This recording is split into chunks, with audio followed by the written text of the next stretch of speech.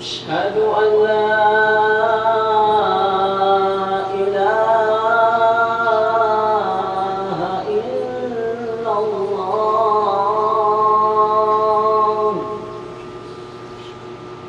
أشهد أن لا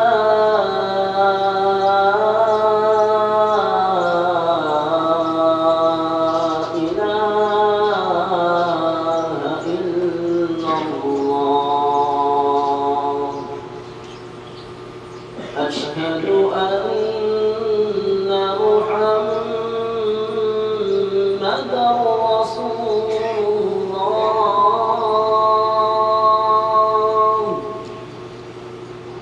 أشهد أن محمدا رسول الله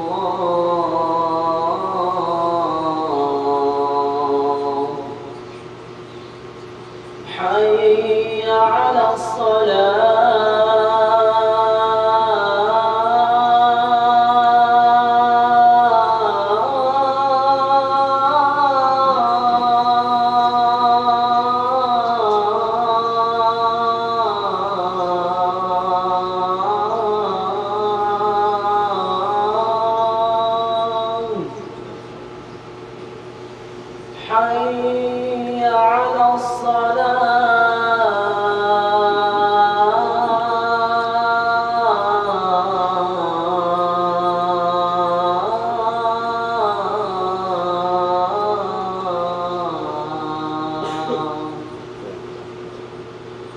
حي على حي على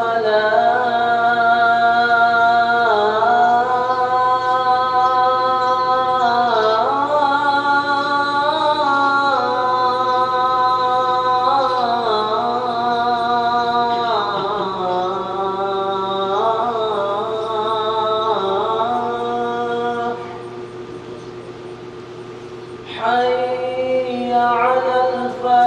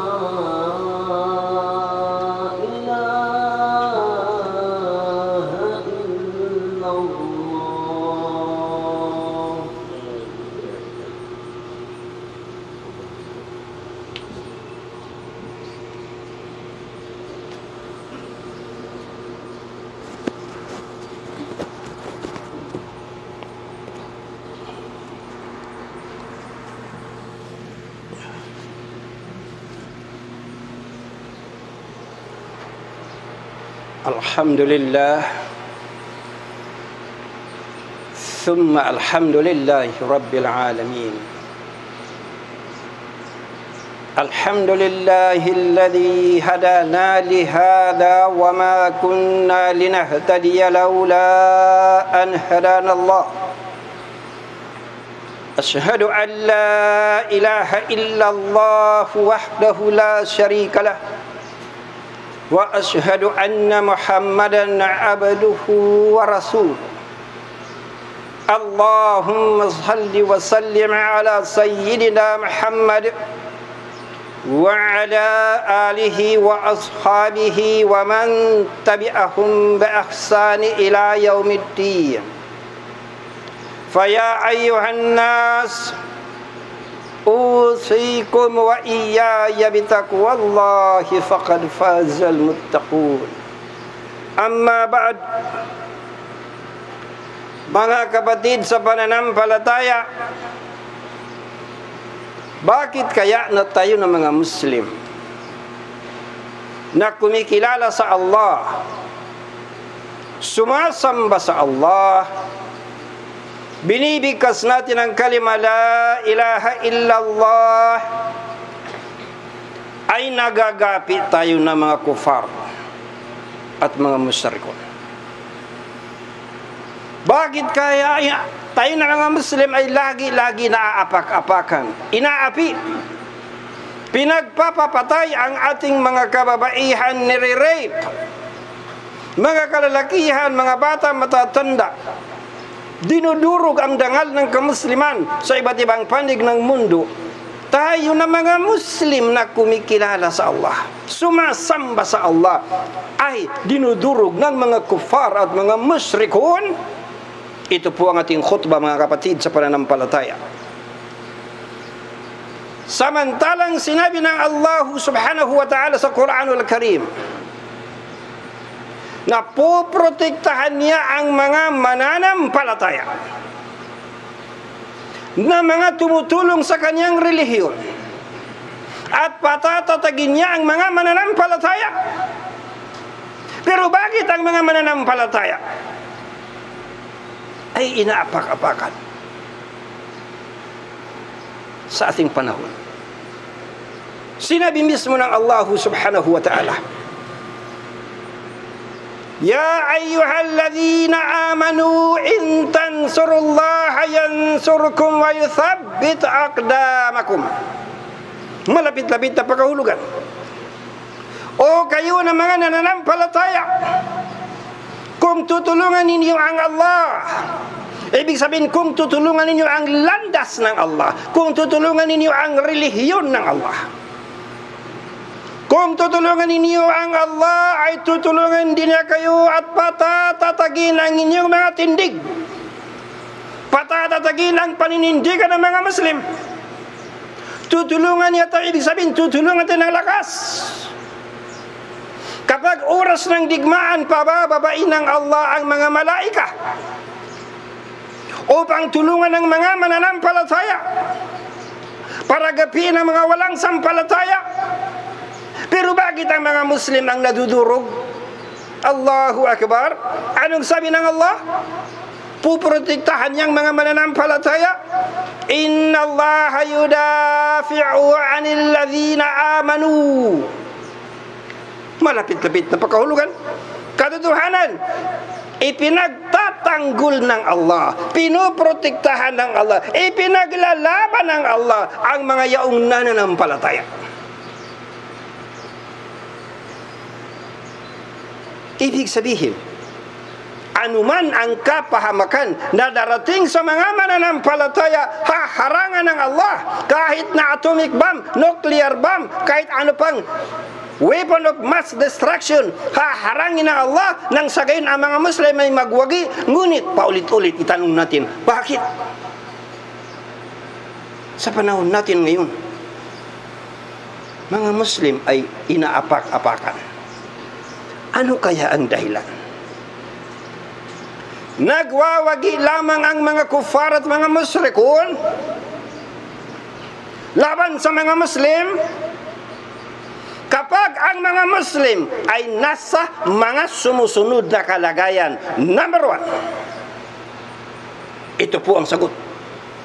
13 punto na kapag ang mga Muslim nandirito sa 13 punto at iba pa, hindi kaya ng oras, kaya hanggang 13 lang. Ano ang aasahan? Number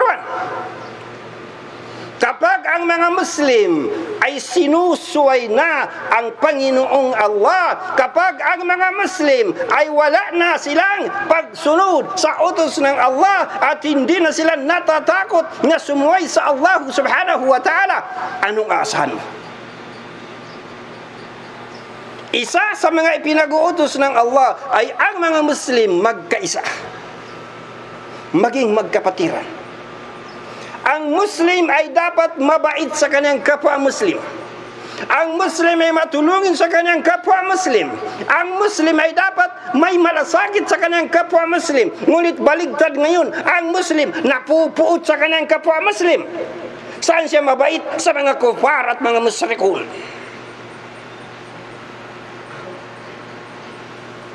Tingnan ninyo ang kaganapan ngayon. isang violation ng mga Muslim, kawalan ng pagkakaisa. Dumating na sa punto na naging religious na ang labanan ng mga Muslim. Madhab sa madhab, akida sa akida. Kapag hindi ka ka-akida, panunuorin ka lang na dudurugin ka ng mga kufar at mga musyrikun. Dahil hindi ka ka-akida. Allahu Akbar. Kung halimbawa tayo na mga Muslim, iba-ibang akida, iba-ibang madhab, nakasakay tayo sa barko. Pagkatapos ang barko nasusunog at malulunod, at pinanonood lang natin ang bawat isa, hindi natin tinutulungan ang bawat isa dahil magkakaiba tayo ng akida. Anong mangyayari sa atin kapag ang barko na yan ay lumubog? Lahat tayo mawawasak. Ganon din sa sitwasyon ngayon sa mundo. Isang bansa na lang ngayon ang lumalaban. Lahat ng mga Muslim na bansa, 57 Muslim countries, mga bahagang buntot. Kung lumaban, kunyari hanggang salita lang, hanggang negosasyon, ngunit walang military action. Dati-rati 3 bansa ang lumalaban. Iraq ni Saddam, Libya ni Gaddafi, at Iran. Ngayon po ang natitira na lang ang mga Shia ang lumalaban. Kung tayong mga Muslim ay hindi natin gawin na magkaisa at magtulungan, at kapag po itong mga Shia na nag-isang kinatatakutan ng Amerika at kinatatakutan ng Israel, kapag itong mga Shia ay bumagsak, 57 Muslim countries, lahat tayo gagawing alipin ng mga kufar. Dalawa ang kalaban natin, hindi lang ang kalaban natin ay Zionist ng Israel. Kalaban natin dalawa, Zionist at saka Crusaders. Zionist ng Israel, Crusaders ng Amerika at ng Europa. Itong dalawang ito, wala itong hangarin kung hindi gibain ang mga Muslim nang sa gayon makontrol ang Islam. Pagkatapos pinanunood mo lang ang kapatid mo dahil iba ang akida.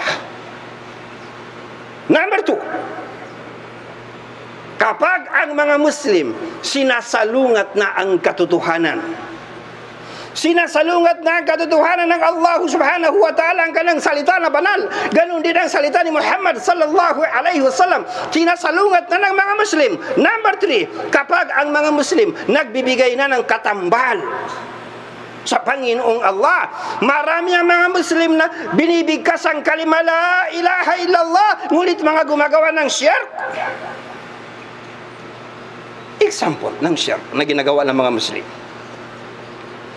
Kapag ang tindahan mo mas mahal mo kaysa sa Allah, yan po ay syirk. Kapag ang misis mo mas mahal mo kaysa sa Allah, yan ay syirk. Kapag ang mister mo mas mahal mo kaysa sa Allah, yan ay syirk. Kapag ang mga Muslim ay binigyan na nila ng mga katambal ang Allah, anong magaganap? Number 4, iniisa-isa kong 13 na punto. Saka natin sagutin sa bandang dulo. Number 4, kasi ang tanong natin kanina, bakit ang mga Muslim na tumatawag sa Allah, sumasamba sa Allah, bumibigkas ng kalima la ilaha illallah, ay dinudurog ng mga kufar at mga musyrikun? Ito yung sagot.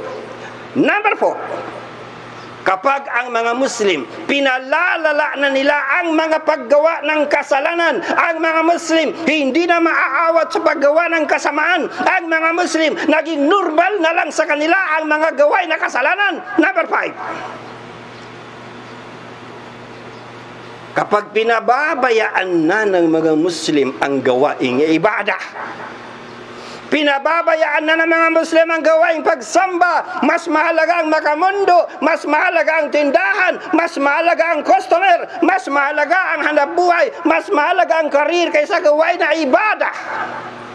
Number 6, kapag ang mga Muslim iniiwasan nila ang masjid, wala nang pumapasok sa masjid, ngunit ang mga mall, ang mga palengke punong-puno. Wala nang pumapasok sa masjid maliban kapag Biyernes. Mga masambahin kapag Biyernes. Allahu Akbar. Number 7, kapag pinababayaan na ng mga Muslim ang jamaah, wala ng kongregasyon, wala ng sama-sama na pagsamba sa Allah subhanahu wa ta'ala, kanya-kanya na lang tayo, iyo ay iyo, akin ay akin. Mga kapatid sa pananampalataya, ano ang aasahan mo? Number 7. Number 8, kapag ang mga Muslim ginagawa na nila na halal ang haram. Allahu Akbar. Mga Muslim na pumapatol sa riba. Napakarami ang mga Muslim na gumagawa ng riba. Mag-loan ka ng kotse, riba po yan. Allahu Akbar, hindi di alam. Talakayin natin minsan detalyado yan. Mag-loan ka ng bahay, riba po yan. Paano nagiging riba? Mag-loan ka ng kotse na hindi cash. Ang magbabayad ng niloan mo yung financier mo na bangko. Ang bangko ang magbabayad sa Toyota, halimbawa Toyota Company. Bangko ang magbabayad, ibig sabihin, pinautang ka ng bangko na ibinayad sa kotse na babayaran mo sa bangko na hulugan na may patong, may tubo. Kung ang bangko bumili ng kotse at binili mo sa bangko ang kotse, buy and sell, pwede. Ngunit hindi ganun. Binili mo sa Toyota at ang nagbayad, bangko, binayaran ng bangko, pinautang ka ng bangko ng pera, nababayaran mo na may tubo. Riba. Kapag ang mga Muslim, ang halal ay ginawang haram, ang haram ginawang halal, Allahu Akbar. Number 9. Ito, iniisa-isa natin itong mga punto na ito, mga kapatid, para malaman ninyo bakit si Muslim na tumatawag sa Allah, pinangingibabawan ni kufar ng mga hindi tumatawag sa Allah. Number 9. Kapag ang mga Muslim umiinom na ng alak, nagbebenta ng shabu, gumagamit ng droga, hindi na maawat ang mga Muslim. Allahu Akbar! Pumunta ka sa mga lugar ng Muslim, maraming droga. Kapag ang Muslim hindi na maawat sa gawain na ganito, ano ang resulta? Number 10. Kapag pinababayaan na ng mga Muslim ang salah, sambayan, tayo ang pinakamarami sa buong mundo. Tayo ay 2 billion. Umabot na tayo sa 2 bilyones na mga Muslim sa buong mundo. Natalo natin ang Christianity. Mas marami tayo ngayon kaysa sa Christian. Yan ang totoong statistics na itinatago nila sa atin. Ngunit 2 billion na wala pang 5% ang nagsasala 5 beses araw-araw. 95% Muslim lang sa pangalan. 95% na walang sala. Anong aasahan ninyo, Aber? Anong aasahan mo? Napuot ng Allah. Number 11.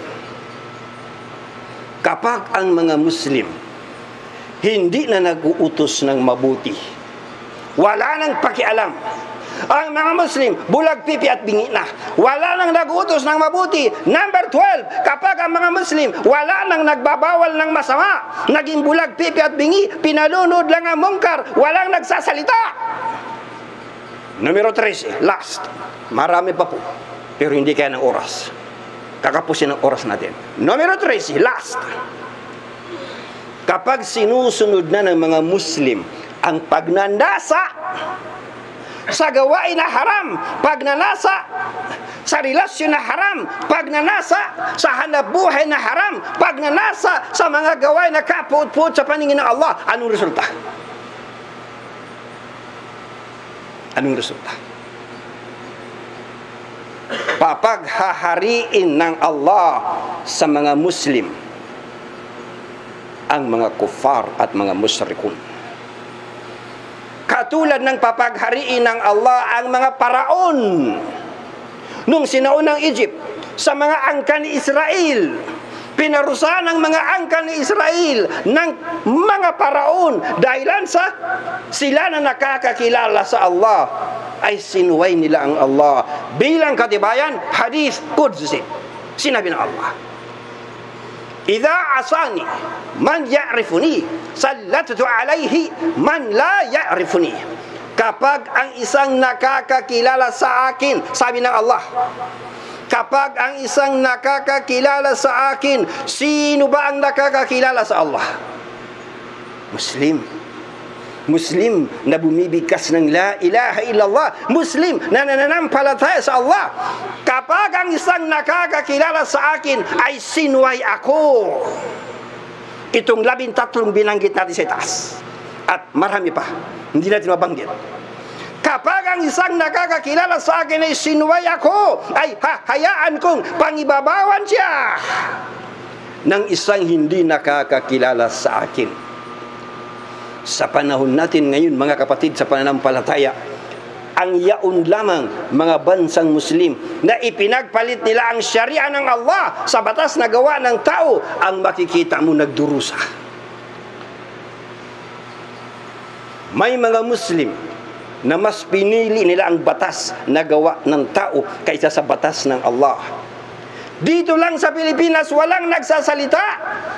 Mayroong mga batas sa Pilipinas na lumaban mismo sa batas ng Allah. Ngunit walang sumisigaw. May mga batas sa Pilipinas, mga bagong batas na pinirmahan ng Malacanang na marami ang mga Muslim na mapapahamak. Halimbawa, kapag ikinasal mo, imam, ang babae o lalaki na wala pang edad na 18,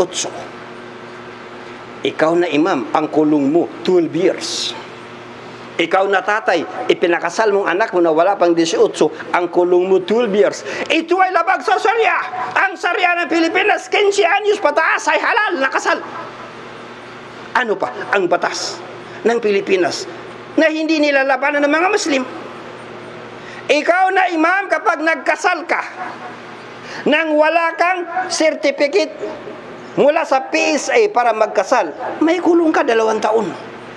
Anong klaseng batas ito? Na pinagpareho nila ang kasalang Kristiyano sa kasalang Islam. Subhanallah. Kapag, mga kapatid, sa pananampalataya, ang mga Muslim, ipinagpalit nila ang batas ng Allah sa batas na gawa ng tao, asahan mo itong mga mangyayari. At ginawa nilang halal ang maraming haram. At ginawa nilang haram ang maraming halal. At pinababayaan nila ang mga obligadong bagay. Ano ang magaganap? Number 1, inaapi na ang mga Muslim ng mga musyrikun at mga kufar.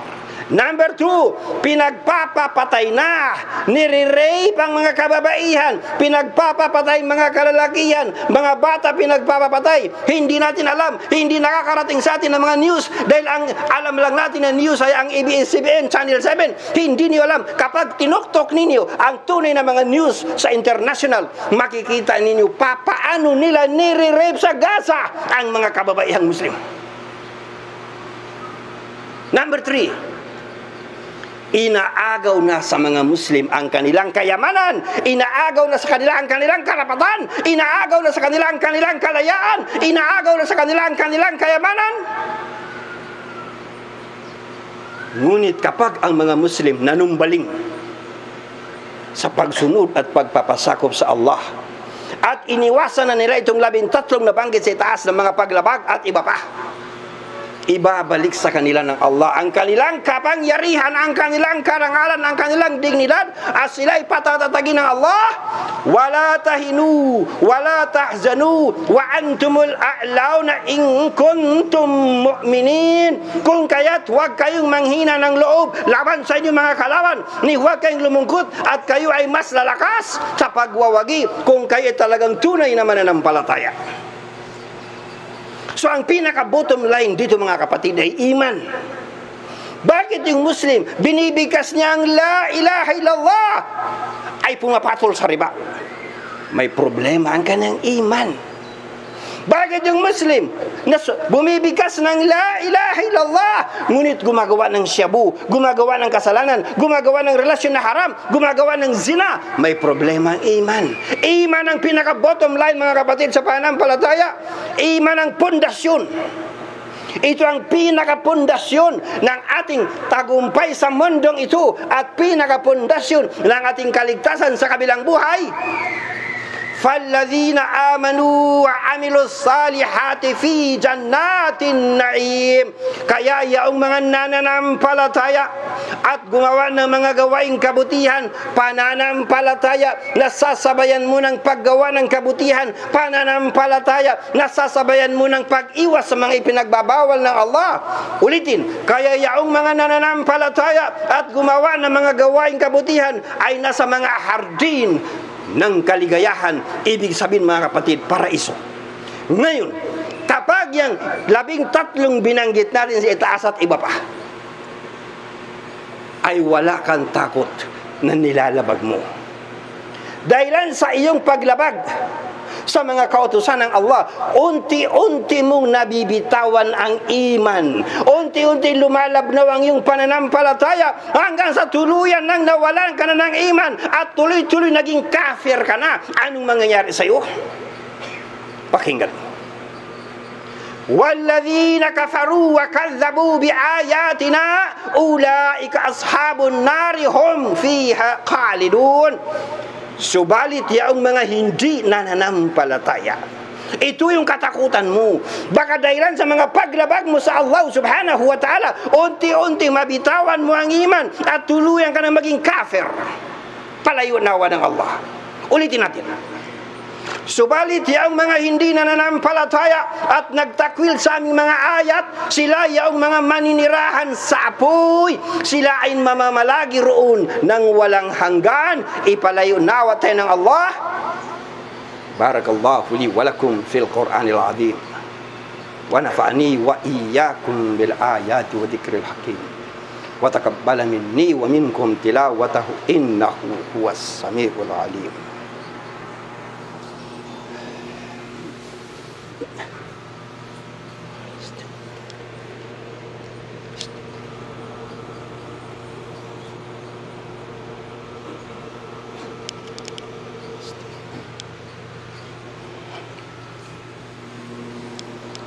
Alhamdulillah hamdan katsiran kama amar. Asyhadu an la ilaha illallah wahdahu la syarika lah. Wa asyhadu anna Muhammadan abduhu wa rasuluh. Ibadallah, ittaqullaha haqqa tuqatih wa la tamutunna illa wa antum muslimun. Mga kapatid sa pananampalataya,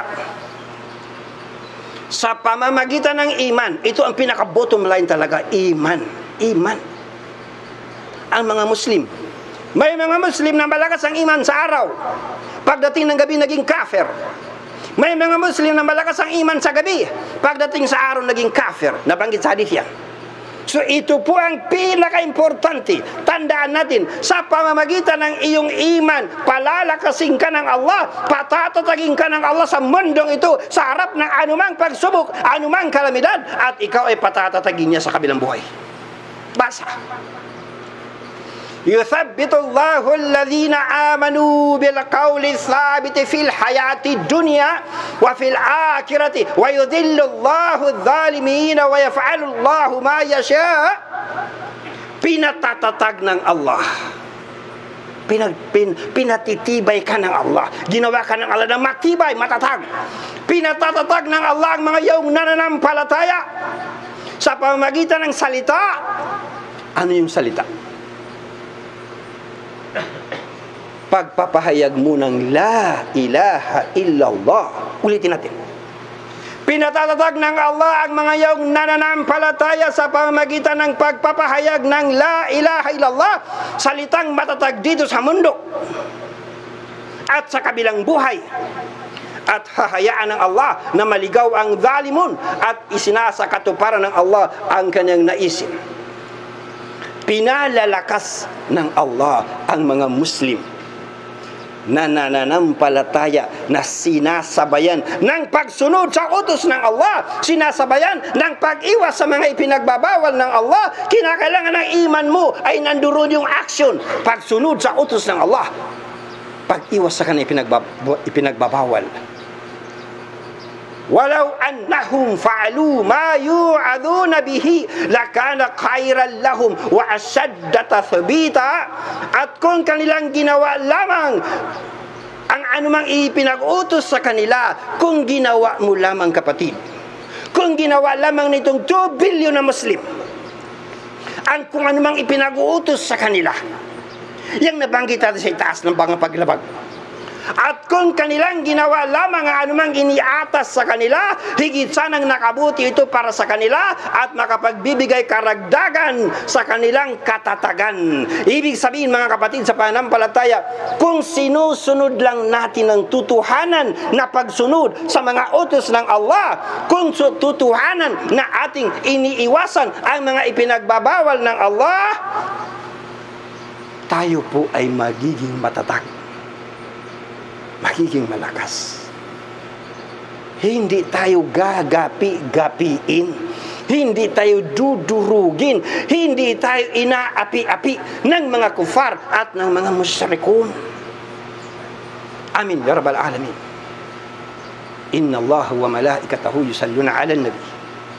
Ya ayyuhalladhina amanu sallu alayhi wa sallimu tasliman.